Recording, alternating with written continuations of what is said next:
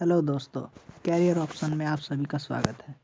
आज से हम लोग आरआरबी, एएलपी और टेक्नीशियन के जनरल साइंस के क्वेश्चन करेंगे जो प्रीवियस ईयर में आए हुए हैं। ठीक है, जो पहला क्वेश्चन क्या है कि निम्न में से सदिश राशि, सदिश सदिश 2 बार हो गया है, इसको एक बार काउंट करेंगे। ठीक है, निम्न में से सदिश राशि कौन सी है। ठीक है, तो राइट ऑप्शन क्या हो जाएगा? राइट ऑप्शन क्या हो जाएगा? वेग हो जाएगा। ठीक है, सदिश राशि कौन सी है? वेग। ठीक, सदिश राशियाँ क्या होती हैं? ठीक है, सदिश राशियाँ वैसी राशियाँ जिसमें परिणाम के साथ साथ दिशा भी रहती है। ठीक है, परिणाम के साथ साथ दिशा भी, मतलब इसका मान तो दिया ही रहेगा, साथ में इसका दिशा भी दिया रहेगा।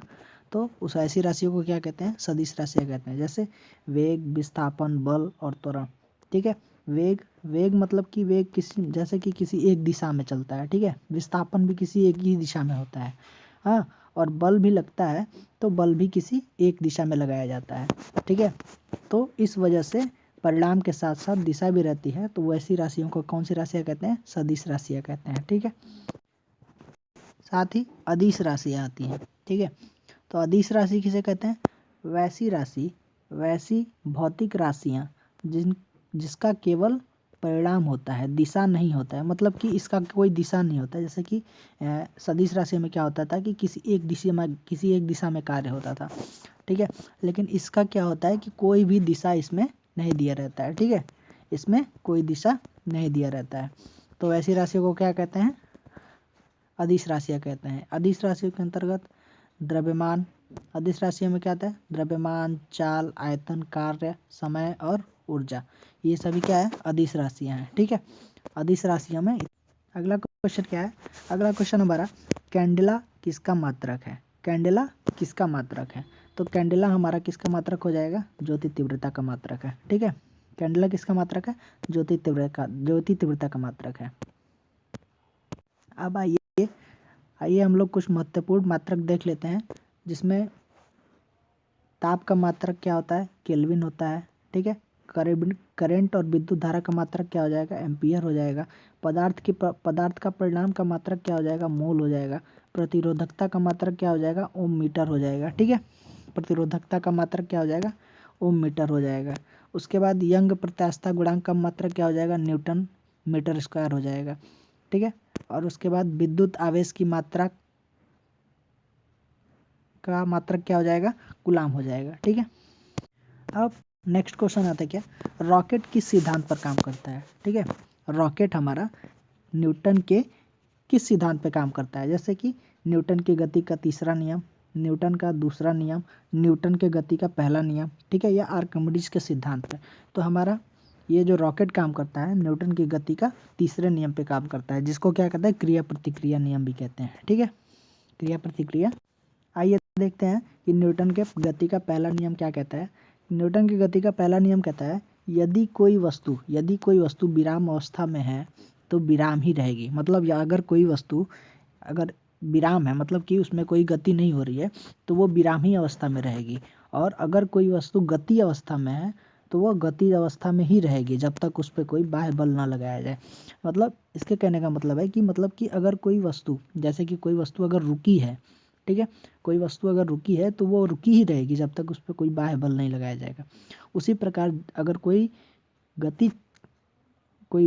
वस्तु गति अवस्था में है तो वह गति ही करेगी जब तक उस पर कोई बाह्य बल ना लगाया जाए। जैसे कि गाड़ी हमारी चलती रहती है, तो गाड़ी चल रही है, तो जब तक उस पर हम बाह्य बल यानी कि ब्रेक नहीं लगाएंगे तब तक गाड़ी रुकेगी नहीं, गाड़ी चलती रहेगी। ठीक है, सेम उसी प्रकार जब तक गाड़ी में ब्रेक लगा है, हाँ, तब तक गाड़ी विराम अवस्था में ही रहेगी। ठीक है, जब तक उस पर ब्रेक हटाया ना जाए। तो बाह्य बल लगाने के कारण क्या होता है? वस्तु विराम अवस्था से गति अवस्था में होती है और गति अवस्था से विराम अवस्था में होती है। ठीक है, इसे गैलीलियो का नियम या जड़त्व का नियम भी कहते हैं। ठीक है, न्यूटन के गति का दूसरा नियम क्या कहता है? न्यूटन गति का दूसरा नियम कहता है कि इसके द्वारा बल का समीकरण प्राप्त होता है। क्या होता है? बल का समीकरण, यानी कि F=m×a प्राप्त होता है। ये क्या कहता है कि इसके अनुसार संवेग परिवर्तन की दर बल के समानुपाती होती है। ठीक है, संवेग परिवर्तन की दर क्या होती है? बल के समानुपाती होती है। ठीक है, जिसको सॉल्व करने पे हमारा क्या होता है? बल का फॉर्मूला प्राप्त होता है, F = m×a। ठीक है। एफ एफ बोले तो एफ का मान हो जाता है, एफ मतलब बराबर क्या हो जाता है, फोर्स हो जाता है, एम बराबर क्या हो जाता है, मास हो जाता है, और ए बराबर क्या हो जाता है, एसिलेरेशन हो जाता है। ठीक है, जिसको हम लोग त्वरण भी कहते हैं। इसी प्रकार हम लोग न्यूटन की गति का तीसरा नियम क्या कहता है कि इसके अनुसार प्रत्येक बल के बराबर, इसके अनुसार प्रत्येक बल के बराबर विपरीत दिशा में यानी कि उल्टी दिशा में बल लगता है। ठीक है, इसे क्रिया प्रतिक्रिया बल भी कहते हैं। इसे क्या कहते हैं, क्रिया प्रतिक्रिया बल या फिर क्रिया प्रतिक्रिया का नियम भी कहते हैं। ठीक है, इसके इसमें जैसे कि एग्जाम्पल क्या होता है कि जैसे बंदूक, हम जब भी बंदूक चलाते हैं तो पीछे आगे जब गोली निकलती है तो झटका पीछे की तरफ लगता है। ठीक है, आगे जब गोली निकलती है तो झटका क्या कहता है, पीछे की तरफ निकलता है, पीछे की तरफ। जैसे कि आगे आगे आगे बंदूक निकलेगी, जैसे क्या होता है, आगे की तरफ गोली चलेगी, आगे की तरफ गोली चलेगी तो हमारा बल यानी कि फोर्स किस साइड में लगेगा, पीछे एक साइड में झटका हमें महसूस होगा। ठीक है, इसे ही को ही क्रिया प्रतिक्रिया का नियम कहते हैं। अब न्यूटन की गति के नियम पे, ठीक है, कुछ एग्जाम्पल्स हैं। ठीक है, उस एग्जाम्पल को क्वेश्चन के रूप में आया हुआ है प्रीवियस ईयर में, उसको हम देख लेते हैं। ठीक है, अश्व अश्व यदि एकाएक चलना प्रारंभ कर दे, अश्व यानी कि घोड़ा अगर एकाएक, जैसे घोड़ा अगर रुका है, क्वेश्चन क्या कहना चाहता है कि घोड़ा अगर रुका है और अचानक से चलना प्रारंभ कर दे तो अश्वारोही के गिरने की आशंका के क्या कारण हो सकता है। ठीक है, मतलब कि अश्वारोही अगर घोड़ा अचानक चल रहा है तो अश्वारोही क्यों गिरेगा। ठीक है, गिरने का कारण क्या है, तो अश्वारोही के गिरने का कारण क्या है, जड़त्व का कारण। हाँ, ठीक है, न्यूटन का पहला नियम, न्यूटन का पहला नियम क्या कहता है, जड़त्व का नियम। ठीक है, जड़त्व का नियम क्या कहता है कि अगर हमारा कोई वस्तु रुका है तो वो रुका ही रहेगा, और अगर गति कर रहा है तो गति ही करेगा। तो घोड़ा रुका है तो उस पर बैठा व्यक्ति भी रुका है। ठीक है, अगर घोड़ा हमारा रुका है तो उस पर बैठा व्यक्ति भी क्या करेगा, रुका हुआ है। ठीक है, अब घोड़ा अचानक से चलेगा, ठीक है, तो व्यक्ति हमारा क्या करेगा, पीछे की तरफ पे गिर जाएगा। ठीक है, तो इसे क्या कहते हैं, जड़त्व का नियम। हाँ, जड़त्व का नियम या न्यूटन गति का पहला नियम कहते हैं, विश्राम का जड़त्व। ठीक है, अब देखिए क्रिकेट क्रिकेट का खिलाड़ी तेज से आती हुई गेंद को अपने हाथों को पीछे खींचकर पकड़ता है। मतलब कि क्रिकेट का खिलाड़ी क्या करता है कि जो कैच लेने जब जाता है, कैच लेने को जाता है, तो वो गेंद जब उसके हाथ में आती है तो वो अपने हाथ को पीछे की तरफ खींच लेता है। ऐसा क्यों करता है। ठीक है, ऑप्शन क्या कह रहा है, गेंद विराम की स्थिति में आ जाती है, गेंद त्वरित स्थिति में आ जाती है, रह जाती है, क्या उसे कम बल लगाने की आवश्यकता हो, क्या उसे अधिक बल लगाने की आवश्यकता हो। हाँ, तो जैसे क्या होता है कि ये हमारा न्यूटन के तीसरे नियम पे आधारित है। ठीक है, ये हमारा न्यूटन के तीसरे नियम पे आधारित है, मतलब कि किसी भी क्रिया के बराबर, हाँ, उल्टी दिशा यानी विपरीत दिशा में प्रतिक्रिया, ठीक है, के कारण ये, ठीक है, ऐसा होता है। तो अब क्या, ये जैसे कि गेंद जब ऊपर से गिरेगी तो ऊपर से गिरने के कारण उसकी स्पीड तेज रहेगी। ठीक है, उसकी स्पीड तेज रहेगी तो उसको रोक, जैसे ऊपर से गेंद गिर रही है तो ऊपर से गेंद गिर रही है तो उसको रोकने के लिए, ठीक है, हमें स्पीड तेज रहेगी, तो तेज में अगर हम विराम स्थिति में रोकेंगे तो हमें चोट लग सकती है। ठीक है, तो गेंदबाज क्या करता है कि जब गेंद हाथ उसको रोकने के लिए क्या करता है कि अपने हाथों को पीछे की तरफ खींच लेता है। ठीक है, और जिसके कारण गेंद आसानी से हाथों में आ जाती है। ठीक है, और क्या होता है कि गेंदबाज को चोट भी नहीं लगती है। तो इसका कारण क्या हो सकता है, क्या है, ठीक है, गेंद त्वरित स्थिति में रह जाती है। जब त्वरित स्थिति में रहती है, ठीक है, यानी कि त्वरित मतलब क्या होता है कि स्पीड उसकी बढ़ती जाती है, जैसे जैसे ऊपर से नीचे आ रहा है तो स्पीड बढ़ रही है, और स्पीड बढ़ने के लिए हमें उस क्रिया के बराबर प्रतिक्रिया बल लगाना पड़ेगा। ठीक है, तो इसलिए क्या होता है कि ये हमारा त्वरित स्थिति में रह जाती है, हमारा राइट ऑप्शन हो जाएगा। ठीक है, सेम सेम यहाँ पे भी, जल में तैरना न्यूटन के गति के किस नियम द्वारा संभव है। ठीक है, जल में तैरना न्यूटन के किस नियम के गति के कारण संभव है।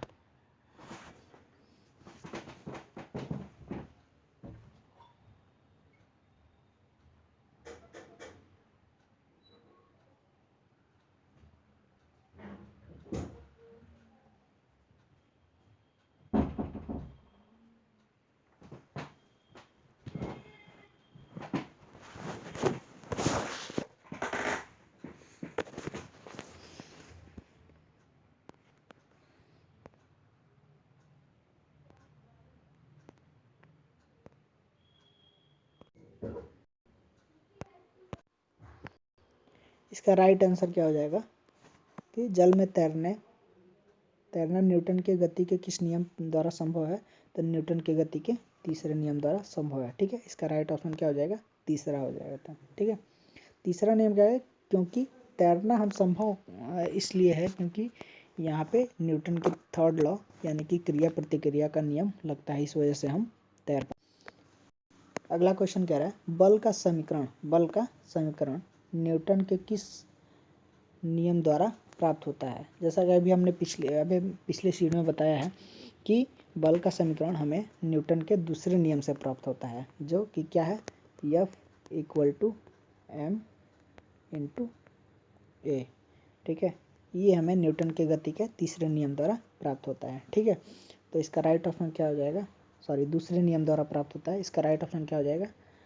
ठीक है, राइट ऑप्शन क्या हो जाएगा? बी। ठीक है, यहाँ क्या कह रहा है कि न्यूटन के गति के तीसरे नियम के अनुसार, ठीक है, तीसरे नियम के अनुसार, ठीक है, क्रिया तथा प्रतिक्रिया से संबंध है। मतलब कि क्रिया और प्रतिक्रिया में क्या संबंध है? ठीक है, न्यूटन के गति के तीसरे नियम के अनुसार। तो क्या कह रहा है? ऑप्शन ए कह रहा है हमेशा एक ही वस्तु पर लगे होना चाहिए। ठीक है, तो ये हमारा गलत हो जाएगा क्योंकि क्रिया प्रतिक्रिया हमेशा विपरीत दिशा में, यानी कि क्रिया प्रतिक्रिया का नियम क्या होता है? हमेशा विपरीत दिशा में और अलग अलग वस्तुओं पर लगता है। ठीक है, जैसे क्या होता है कि एक बार हमारा जैसे कि अगर नाव पे चढ़ा कोई व्यक्ति है और उस पर से छलांग लगा रहा है, तो एक तो बल हमारा नाव पे लगेगा जो कि पीछे की तरफ यानी कि विपरीत दिशा में लगेगा, और एक हमारा वस्तु पे लगेगा जो कि आगे की तरफ लगेगा। ठीक है, जो कि हमारा आगे की तरफ लगेगा। तो अब उस ऑप्शन के अनुसार हमारा राइट आंसर क्या हो जाएगा कि हमेशा एक ही वस्तु पर लगे होना चाहिए, भिन्न भिन्न वस्तु पर लगे होना चाहिए, हमेशा भिन्न भिन्न वस्तु पर लगते हैं, एक ही दिशा समान होती है। तो दिशा समान नहीं होती है, दिशा क्या होती है? दिशा हमेशा क्या होती है? विपरीत होती है। ठीक है, दिशा हमेशा क्या होती है? विपरीत होती है। तो विपरीत दिशा में न्यूटन के गति का तीसरा नियम लगता है। तो इसका राइट ऑप्शन क्या हो जाएगा? सी हो जाएगा। ठीक है, राइट ऑप्शन क्या हो जाएगा? अगला क्या क्या क्वेश्चन, नेक्स्ट क्वेश्चन क्या कह रहा है कि चलती हुई बस जब अचानक ब्रेक लगती है, चलती हुई बस जब अचानक ब्रेक लगाती है तो उसमें बैठे हुए यात्री आगे की दिशा में गिरते हैं, यानी कि आगे की दिशा में क्या होता है? झुक जाते हैं। ठीक है, तो इस नियम को इसे किस नियम द्वारा समझाया गया है? ठीक है, इसे किस नियम द्वारा समझाया गया है?